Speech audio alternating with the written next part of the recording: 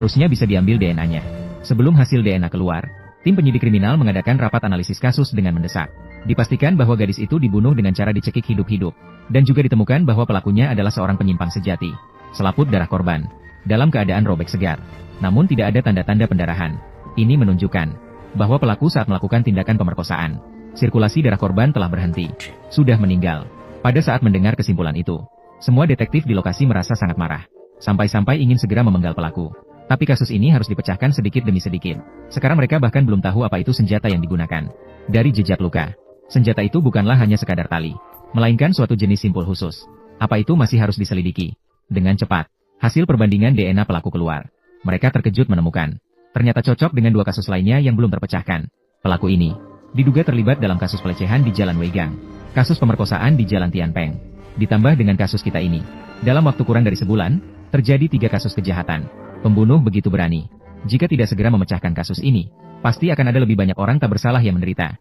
Ternyata, segera muncul lagi korban baru. Xiaoming sengaja tidak pulang setelah sekolah. Setelah semua teman sekelas pergi, dia tiba-tiba melepas jaket seragamnya, menunjukkan pakaian ketat seksi di dalamnya. Ternyata, dia merencanakan untuk bertemu pacarnya di luar sekolah secara diam-diam hari ini. Namun setelah menunggu lama, pihak itu belum juga datang. Xiaoming yang tidak sabar berlari ke tepi jalan yang gelap, ingin segera melihat pacarnya. Kenapa kamu belum datang? Jika kamu tidak datang segera, saya akan benar-benar marah. Namun, pada saat itu, tiba-tiba sebuah kantong plastik hitam ditaruh di kepalanya.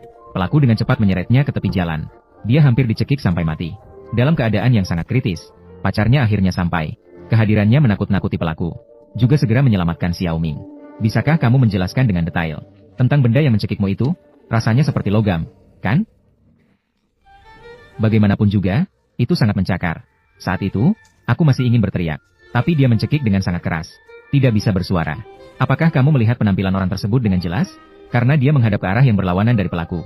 Jadi dia tidak bisa melihat wajahnya dengan jelas. Namun ada satu hal yang dia ingat dengan sangat jelas. Pelaku yang mengenakan kantong plastik hitam di kepalanya. Sangat bau. Ada bau seperti ikan busuk dan udang busuk. Xiaoming pasti tidak salah mencium. Karena satu korban lainnya juga mencium bau amis ikan. Ditambah dengan sisik ikan yang terjebak di rambut korban. Kapten polisi pun menduga berdasarkan ini. Pelaku seharusnya memiliki kolam ikan sendiri. Karena sisik ikan tersebut berasal dari ikan kecil. Bukan dari ikan besar yang dijual di pasar. Selain itu, mereka juga mengumpulkan beberapa butiran debu dari tubuh korban. Setelah diperiksa, ini adalah abu aromatik. Kabarnya, abu aromatik dapat membunuh sperma. Kemudian, ditemukan sisa rokok di dekat lokasi.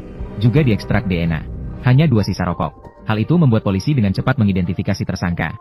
Semua ini berkat dedikasi anggota tim penyidik, Ye Qian. Gigi serigala kecilmu ini lebih kuat dari tersangka, ya. Lihat, bekas gigitan di gigi. Kasus kita mulai menemukan titik terang.